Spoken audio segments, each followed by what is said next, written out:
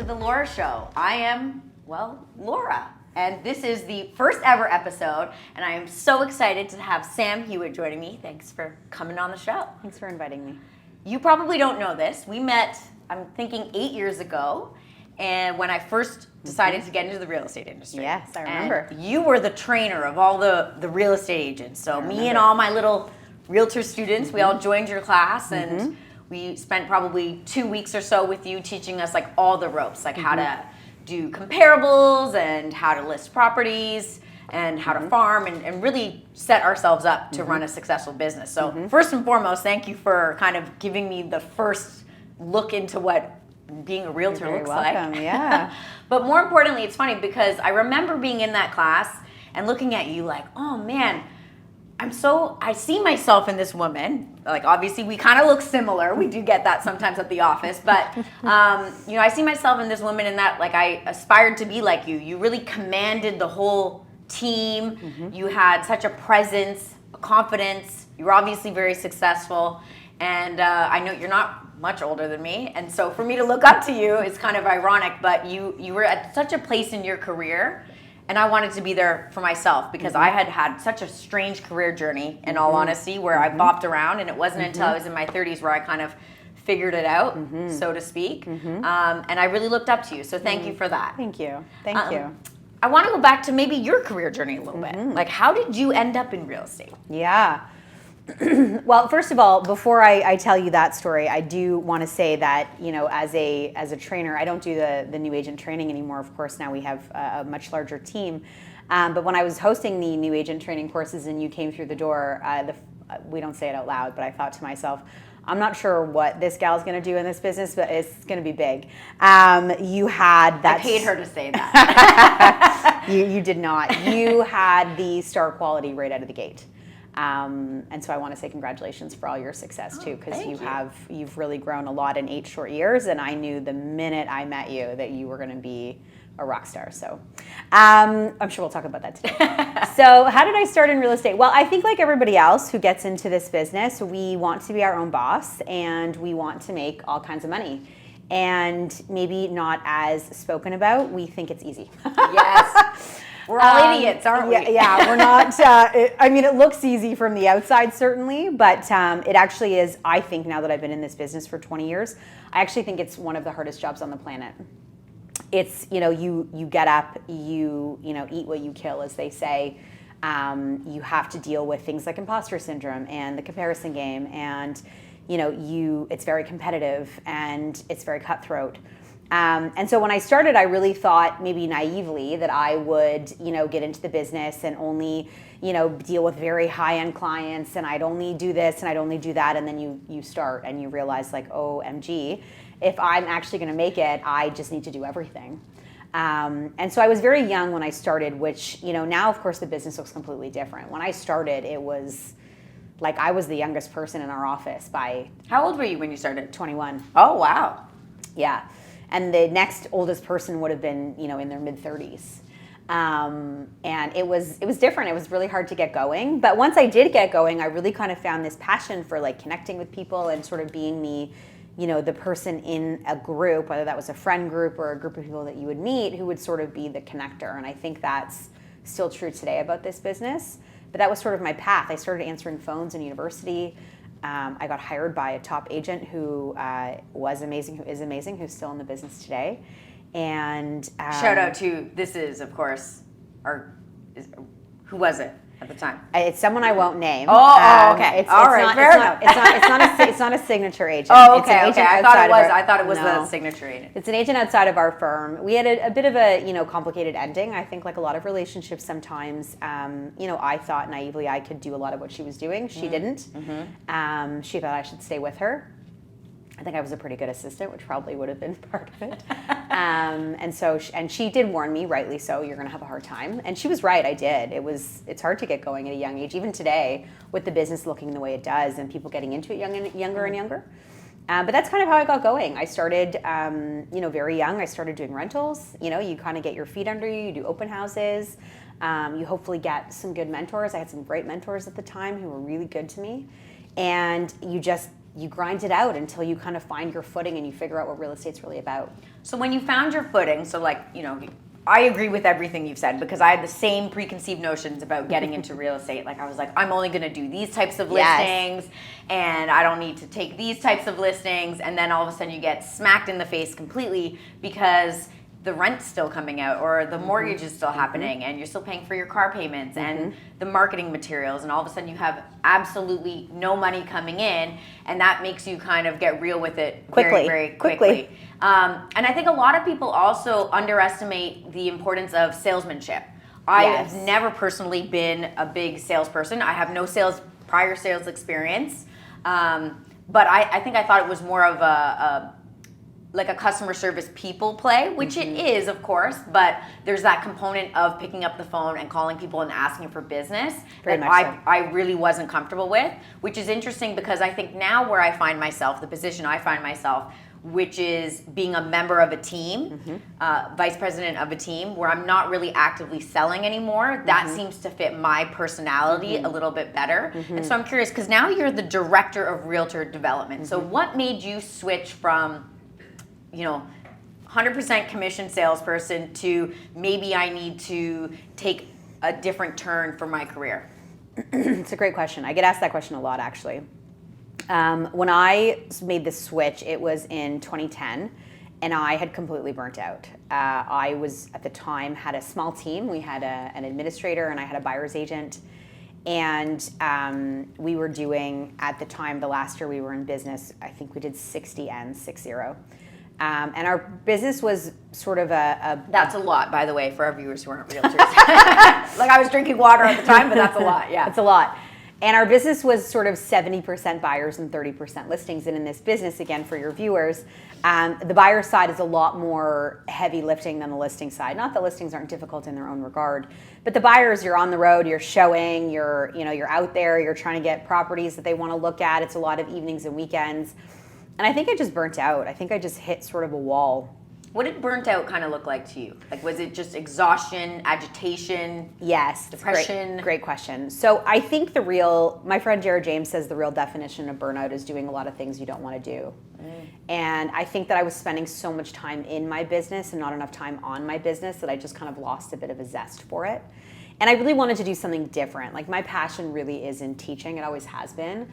But I didn't obviously go to teacher's college, and I couldn't really figure out how to make teaching part of what I did. And it's interesting that you say your journey, being, running a team now. There's a lot of different facets in our industry of where you could go with it that don't involve day-to-day sales.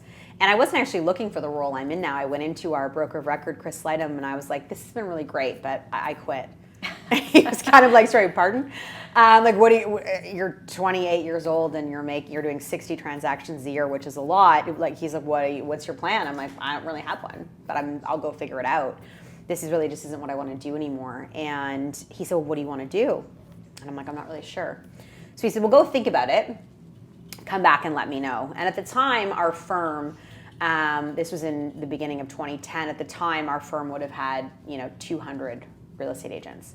Which is a far cry from the 1475 was the number I got yesterday. 1475. We have a lot more people now. And so he always knew that this expansion was underway. I, of course, didn't. I wasn't privy to that information. And so when I came back to him and said, I think I would create a training program, the one you participated in, he was like, okay, you're hired. And I was like, oh, I wasn't really sure that's what we were doing here. I didn't realize we were going to, have this conversation about me working for you. But anyways, we started down the path. And I've joked with you before, you work with men. Royal LePage Signature is owned by two brothers. They're salt to the earth kind of people, just like, Jazz and Simeon.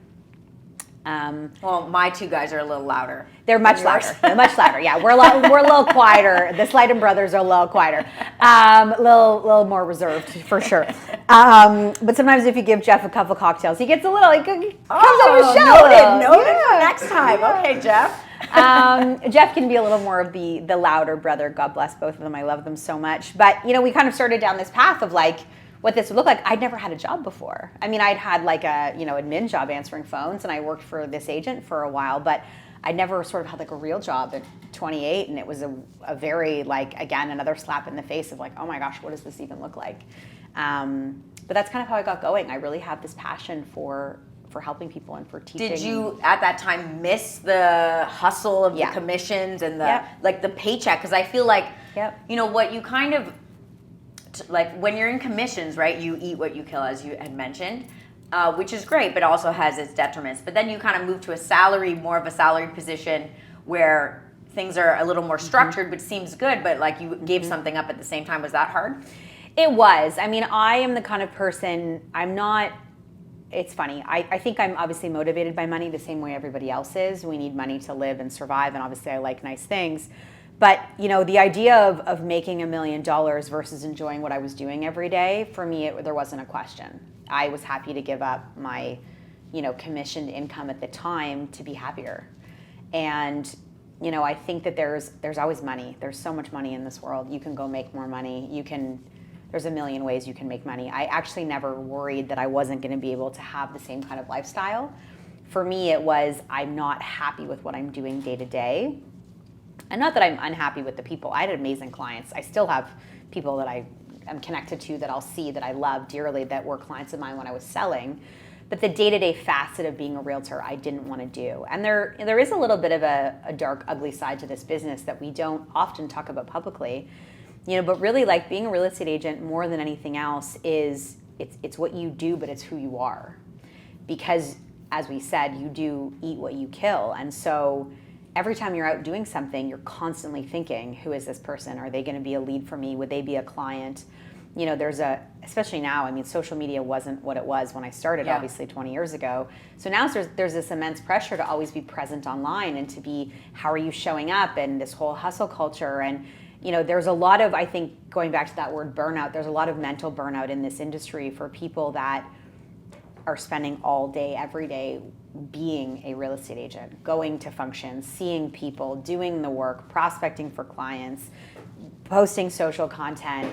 You know, there's a bit of an underbelly to it, and I think that was part of where my burnout also came in. Yeah, I'm going kind of deep into the career shift because I do talk to a lot of real estate agents and a lot of young people who are in their 20s and kind of shifting careers, trying to find themselves, which I went through myself, as I had mentioned. I mean, I have a degree in nutrition. Then I thought I wanted to get into fashion. Then I was a nanny for a while. You should be in fashion. No question. The problem with working in fashion is that you can't actually afford the fashions that you want to buy. So that was the problem. Touche. So I went and got my master's degree, and then I did real estate. Now I'm kind of a small business owner. So I always tell people, like, they feel stuck, right? Because there's usually something that's telling them in their mind, like, I don't know if I can make the change. And maybe it's a parent or a significant other that's kind of like, yeah, but you spent all this time, right? Like, when you've put in a couple years into something and then you make a shift, there's always kind of that self-doubt, or I feel like a lot of people experience that, where it's like, what are my friends going to say? What are people going to say? Did you have anyone who actively said anything to you, like, you shouldn't do this? Yeah. Yeah? Oh, gosh. What was that like? I mean, Chris Lightham did. Oh, right. He was like, sorry, you're going to... I remember the look on his face. He was just sort of like, you're going to do what? He's, you're going to quit? And do what? And I was like, I don't really know. And did that make you pause for a bit and say, maybe I shouldn't? Or were you just like, this is what my gut's telling me to do, and I'm 100% it? I mean, I if anyone could give me an opinion that would make me listen, it would be him. I mean, I've been working with him now. At the time, it'd been a decade, but now, of course, it's been like over 20 years. I have tremendous respect for his opinion. I listen to what he says very closely. But at the time, I think when you've made a decision that you know from your gut, it doesn't really matter what anyone else is going to say. And going back to what you mentioned earlier, when you spend all this time and effort building something, it's called the fallacy of sunk cost, right? You think because you've spent all this time doing something that therefore you should stick with it. And what I know for sure, and what I knew then is, you know, even at 28, 29, life's short. I did not want to put myself through this perspective of being unhappy every single day. It wasn't worth it for me. And other people, you know, telling me what they thought, it wasn't going to take me away from what I knew was the right decision for me. It's the hardest thing to do, especially when you know you've put in a ton of time, a ton of effort, a ton of money, a ton of resources. You've built this machine. From the outside, people are like, this is what I strive for. And you're like, yeah, I'm going to walk away from the whole thing. Yeah. But I think, in any career, but especially this one, I think you have to really have a clear understanding of like who you are before you start. Because otherwise, I think you get lost in the weeds. It's interesting you say that, because you've always struck me as someone who really stands in their convictions. Like, everyone loves you, right? Everyone around the office absolutely adores Sam. Thanks. But it's funny because you don't strike me as just a nice person that people like. Like, I think people really look up to you and respect you, which is different than just being likable. How have you has that always been your attitude, or has that kind of been something that you fostered throughout your 30s and like you've gained this kind of confidence and conviction in yourself? Yeah, it's a great question. I don't think nice is the way a lot of people would describe me, truthfully. And not that I'm not nice, I am. I'm a nice person. I think she's nice. Yeah, I'm a nice person. That's why she's here. I'm a nice person, but I think more than that, what I've been able to foster through a few things, which I'll mention, what I've been able to really foster is this concept of, I don't necessarily know if you have to think I'm nice, but my role in the organization is to help you build a predictable, repeatable business and grow if that's what your goal is. And so you don't have to think I'm nice necessarily, but I think what I've been able to foster is this realization that my team understands I know the roadmap. If you want to build $1 million business, I know how to get you there. And you don't have to like me or dislike me. That fact alone, I think, is what gives me the credibility. And if people then like me outside of that, that's a bonus. Yeah, there's an honesty in the way that you approach your job and approach helping other people, which I really like. And I'm curious, because you're a woman and you work with men, obviously, and you like I said, you manage almost 1,500 people.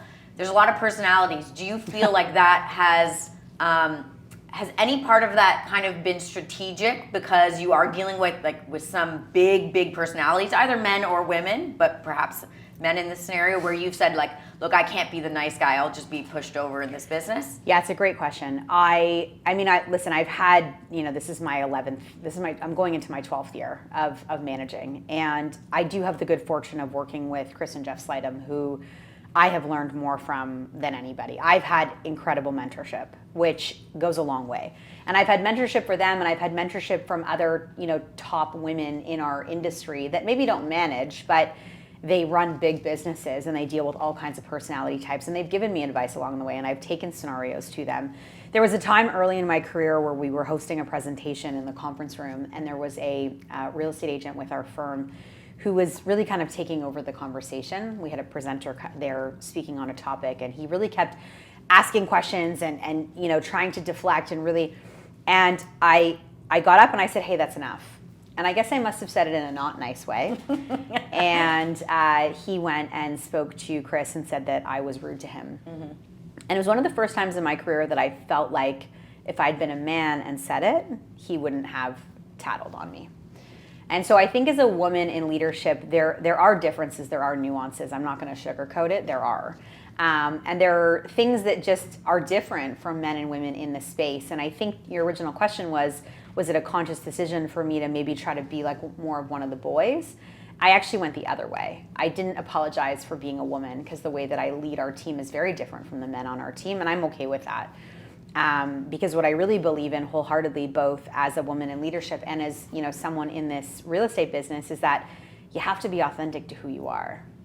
I think it's the only way to be successful. What are some of the ways that you lead differently, like compared to the guys on the team? Yeah, I think I have a bit of a softer approach in terms of people coming in and having a conversation about I'm not where I want to be, or I don't think I've achieved my goal, or can you explain this chart that's in front of me? Like, what does it really mean exactly? I heard someone explain it, but I think there's just a bit more of an openness there. And it's not that it's a conscious or unconscious decision from some of the male leaders on our team. I think I'm just a little bit more open, which tends to be a female quality, mm-hmm. and I think people feel that. And it's really just who I am. I don't know if I curate it as much as my style has changed dramatically in 12 years. There's no question. And I think it had to, but it had to also through the understanding that I don't have to be like the men. I can be the one that comes in where they say, can I talk? They come in and they're like, can I talk to you for a minute? Well, and it's funny because in this industry, like it's such an emotional industry. Oh, and so emotional. We have an open door policy in our office, and we hear from a lot of agents oftentimes, and it's an emotional roller coaster that we're on. Like my husband and I, because he's in real estate too, we always say the highs and lows of real estate. Like 1 minute you could be so up, and then the very next minute you get that one phone call and it completely shifts your entire day. And so, I think it's important, particularly in real estate, but definitely any business, that you have that kind of representation at the top, because people do want to come in and share and ask questions that they might feel dumb otherwise asking sometimes, but they might be more open to it. And so that's, I think you guys have done a good job at the top there. Thank you. Want to take this personal a little bit. Sure. Because, so for me, married, no kids, although I do have a fur baby that I'm madly, deeply in love with. I'm Shout madly out to Rudy. I'm madly, deeply in love with Rudy. I think everyone's mad because he's crazy. And I'm a busy woman. I'm up early, I work hard, I work long hours, 6 days a week, but as real estate agents, you're kind of always on the clock. Whenever that phone rings, you kind of answer it. And I find it hard to manage personal and work life. Like I find it hard to keep all the people in my life happy. It just so happens that most of the people I surround myself are men, so like the work men in my life happy and the man at home happy. And it's and my parents, like it kind of always feels like I'm disappointing someone at some point. You though, like you got 2 kids and you're doing this hustle. How do you manage it all? I disappoint. What is the secret? Yeah, the secret is you disappoint people every day. That's the secret. And I say that in jest, but that really is the secret. You disappoint people every day. And you're just okay with that, I guess. Well, just getting to that level of acceptance. You're definitely not okay with it all the time. Another great mentor of mine said to me once, I have days where I can be a good wife, and I have days where I can be a good mom, and I have days where I can be a good realtor, but there's never a day that I'm good at all 3. And I think this whole concept of balance, which is largely like a female-driven discussion, right? You ask any man what his work-life balance is. They would say, what? They're like, what is that? And partially the reason that is because a lot of our men, including us, when you look at our lives, a lot of the men in our lives have support at home. They have wives there managing the home life. And I sometimes remind the men on my team, I am the wife. I think they forget. Sometimes I'm like, I am the mom. Like, I am also those things, yeah. Like I still go home and clean and do everything, right? Yeah. So I think that, being okay with disappointing people sometimes has to be a piece of your mantra if you're going to be a successful working woman, whether that's with children or without children. I honestly have taken this approach that I think balance is bullshit. I don't think it exists. I think that you have some days where you're better in one area of your life and other days where you're better in other areas of your life. And do you feel like the priorities change too, depending on like the month or the scenario, where sometimes you are putting extra effort in at work and that's okay. And then other times you're putting more effort in at home. I don't personally. No. I mean, for me, I'm a single mom, so my kids are my priority. And if something is happening with them that requires me to be there, I'm going to be there. Nothing really takes me away from that. Now, there are days where, I'm on Zoom and there's a kid beside me, like snotty and crying, and I'm like, okay, get out of the shot. Like, that happens. Or my dog does that too. It's cute. Don't be like that on Zoom. Well, I mean, so the funny thing is, thanks to COVID, it is a little cuter. Yeah. But if you rewind 3 or 4 years and you've got a snotty kid on a screen with you when you're trying to host a business call and you're leading the call, these are my calls. I mean, I'm hosting the show. It feels unprofessional. Very much. Yeah. Oh, very, especially when you're it's all men on the screen with you and they don't have that same problem. Of course not, because they have the support, right? Yeah. So I really think that the concept of figuring out what your priorities are is the number one thing you have to do. And, to your point of like, sometimes does work take a front seat? Yeah, there are times where I've said to my kids, guys, it's a busy week.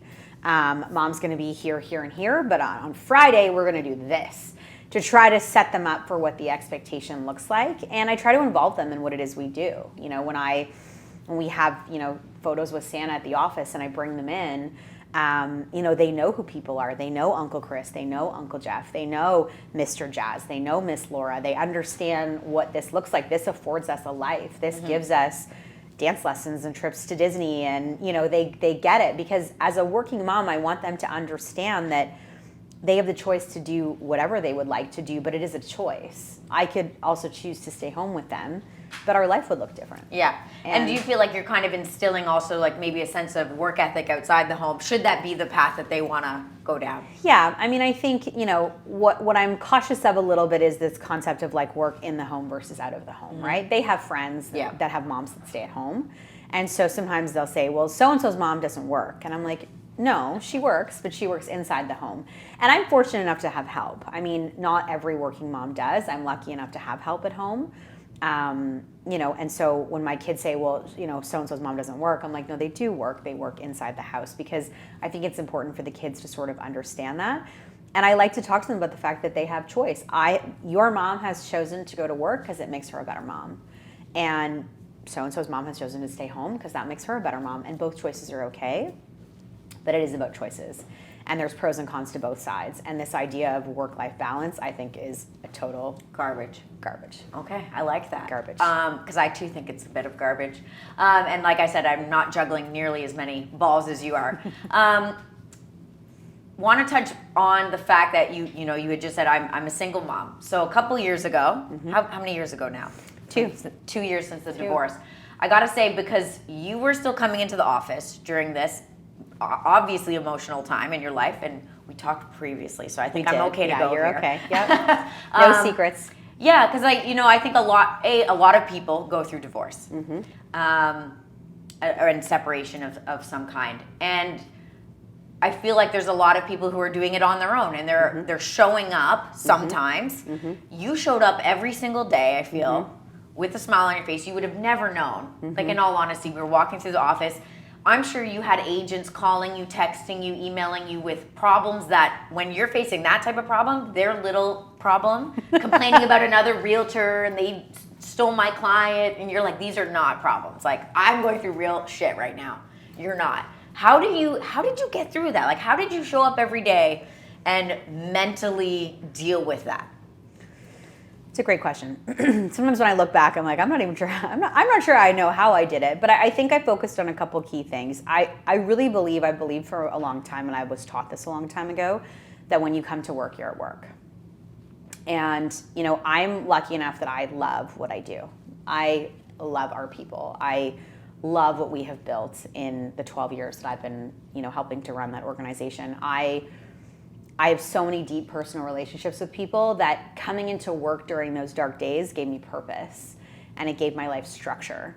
And it's funny because during the pandemic, when we started our show, Signature Live, which we broadcast twice a week to our sales team, at the end of the first year, people came up to me and they said, your show, like, it kept me going. It got me out of bed in the morning. And what people didn't realize is it got me out of bed in the morning. It got me, you know, I don't have the option to stay home and stay in my bed, and I can't call in and say I'm calling in crying, so I'm not coming. It doesn't happen. And not only does it, if it had to happen, if I'd said to Chris and Jeff, look, I just need a break and I need a pause, they would have given it to me, no problem. They're exceptionally supportive like that.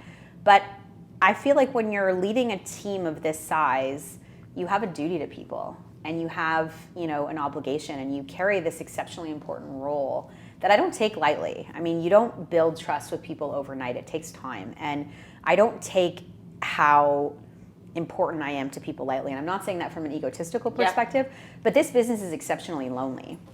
Your listeners, if they're not in real estate, may think it's very glittery and you're around people all day long. And they're watching too many episodes of $1 Million Listing, because I got to tell you, it's not like that at all. It's not like that at all. It's lonely. It's just you. It's you with you. And so, you know, my role involves making sure people know they're not on their own. I'm here for them. And so going through my divorce, this gave me the space to just keep going and show up and be there for people. And, you know, there were lots of at-home stuff that no one saw. There were lots of tears, lots of, you know, fear and worry and anxiety. And the interesting thing about divorce, Laura, is that it doesn't, I think people sometimes think like, oh, well, you got a divorce 2 years ago, so, you know, now it's just normal. It's never normal. It's new things that hit you when you're not expecting it. It's the holidays right now. So for my kids, it's a lot of this, well, what are we doing about this, and what are we doing about that? And you go to the Christmas concert. Well, we were just talking about your travel plans, and that was kind of in the back of my mind, like,